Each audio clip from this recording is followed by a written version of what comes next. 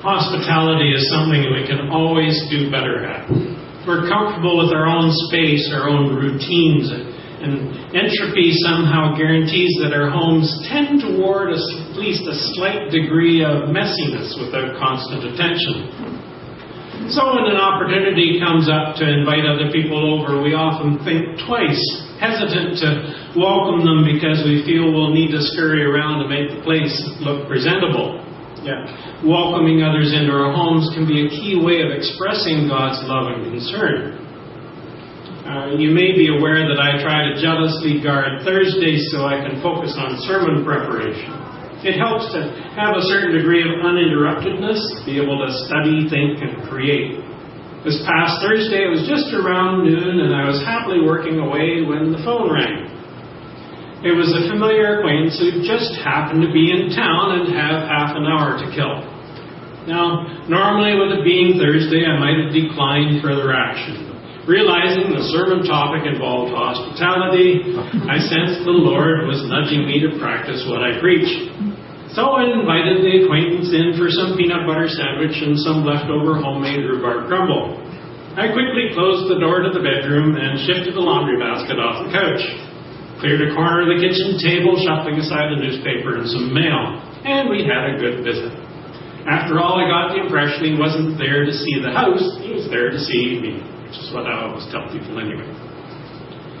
Even in our churches, we can be slow to express hospitality, unfortunately. Back in the 1970s, Dear Abby columnist Abigail Van Buren received a letter from 66-year-old singer John Charles Thomas. He reported, I'm presently completing the second year of a 3-year survey on the hospitality or lack of it in churches. To date, of the 195 churches I have visited, I was spoken to in only one by someone other than an official greeter. And that was to ask me to move my feet. Apparently, though Christians are supposed to be intentional about loving others, we haven't realized that may include actually talking to strangers. The prophet Elisha succeeded Elijah and then served in the northern kingdom of Israel in the second half of the 9th century BC. One of the areas included in his circuit was Shunem, some 40 kilometers southwest of the Sea of Galilee. There was an individual there that seemed to particularly appreciate his ministry. 2 Kings 4:8-10. One day Elisha went to Shunem, and a well-to-do woman was there who urged him to stay for a meal. So whenever he came by, he stopped there to eat. She said to her husband, I know that this man who often comes our way is a holy man of God. Let's make a small room on the roof and put in it a bed and a table, a chair, and a lamp for him. Then he can stay there whenever he comes to us. What a blessing this must have been for the prophet. Shunem was a fair distance from his home in Gilgal down towards Jerusalem in the south. This would provide a welcome base away from home, his own space where he could have some privacy and rest. The Shunammite woman and her husband were expanding their home, setting aside space for God out of their resources, equipping the Lord's work to happen by providing an upper room. For 5 years, I served as a half-time pastor at a small church in Goulet River, north of Sault Ste. Marie. I would sleep overnight at the church on Wednesday nights because it was a fair distance from home.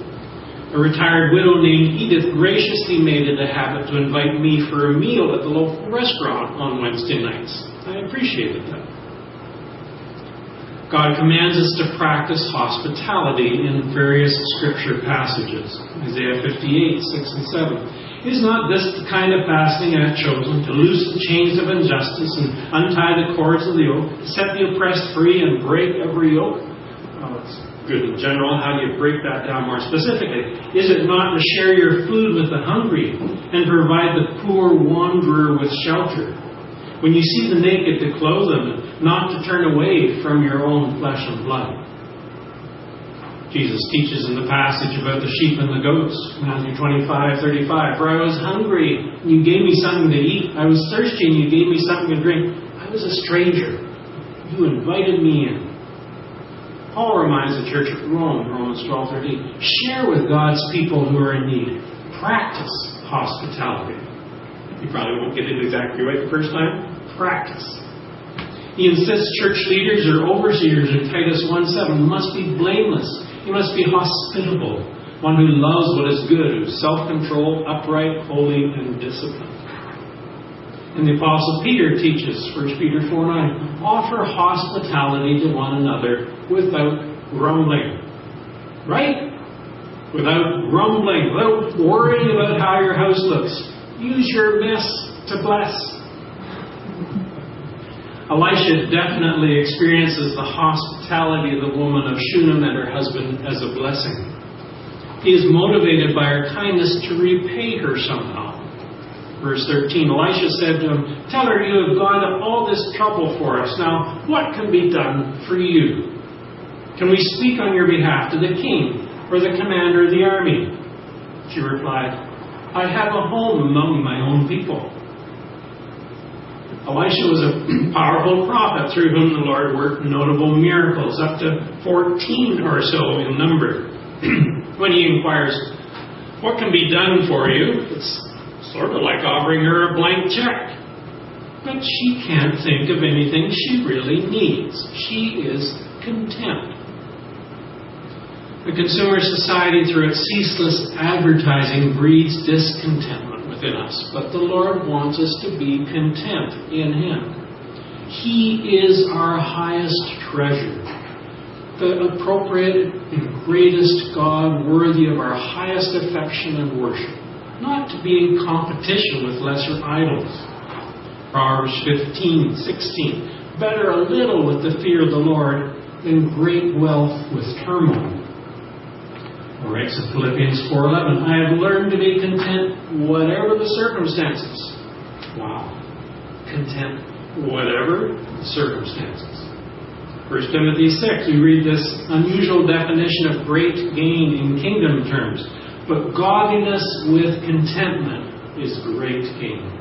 Paul adds, if we have food and clothing, we will be content with that. We Westerners are terribly spoiled with material goods. We take so much for granted and quickly become discontent and envious when we don't have the latest gadget or gear going. The article in the Citizen newspaper about Becky's mission trip to Zimbabwe, we just heard about, pointed out the whining of our discontent. It notes, witnessing children literally playing with garbage, looking happier than most children in Canada was surprising, she said. It really makes you realize what you have, she said. It was the small differences that made her aware of how much she has that others don't. It's the things you don't even think of, she said. Turning on the tap and brushing your teeth and things like that. One of the craft activities involved prayer sticks consisting of popsicle sticks adorned with stickers and pipe cleaners. Becky says, the kids loved them. To have this small thing, they loved it. One additional verse on contentment is Hebrews 13:15. Let's read this one together. Keep your lives free from love of money and be content with what you have, because God has said, never will I leave you, never will I forsake you. Be content with what you have, knowing God is enough. He is our supreme treasure, and we have His promise He won't forsake us. As for the couple in Shunem, Elisha realizes their lack of a son means the family's name would cease upon her husband's death, and its land and possessions would pass to others. Also, this young woman would likely face many years with no provider or protector after her husband died. Children were a widow's only social security in old age.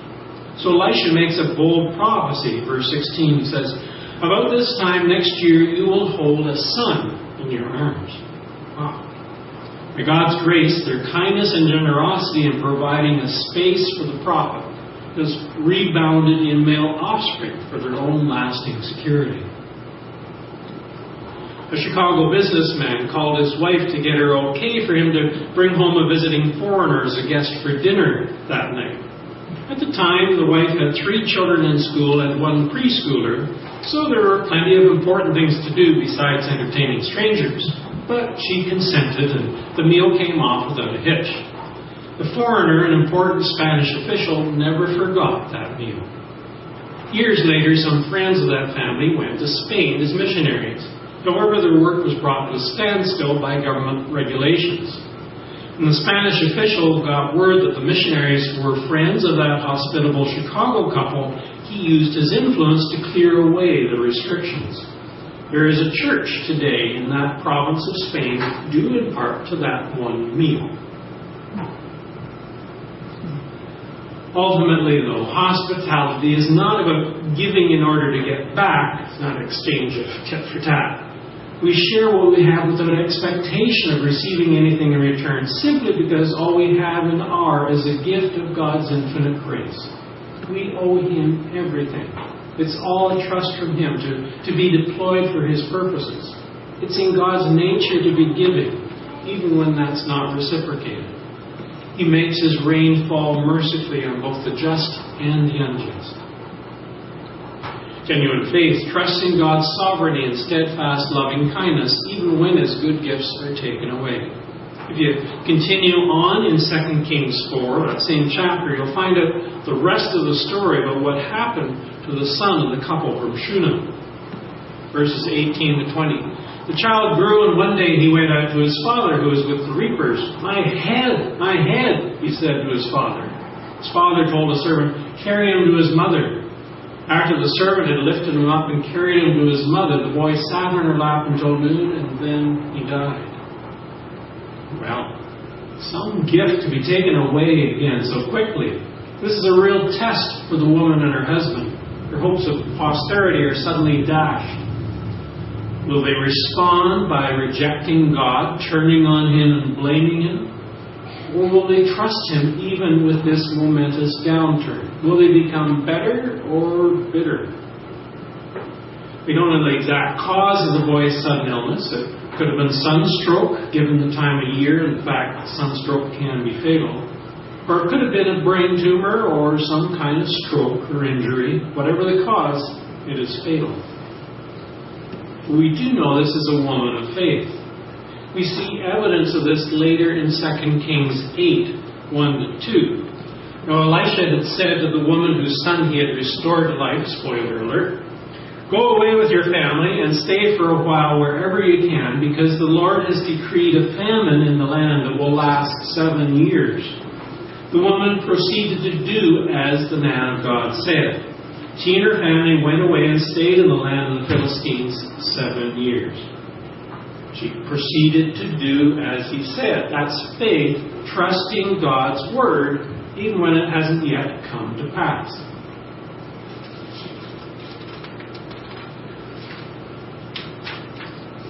When her son mysteriously and suddenly dies, the woman of faith springs into action. She lays the boy on Elisha's bed in that upper room. She obtains a donkey and goes without delay to Elisha at Mount Carmel, some 25 to 40 kilometers west. Just think about that.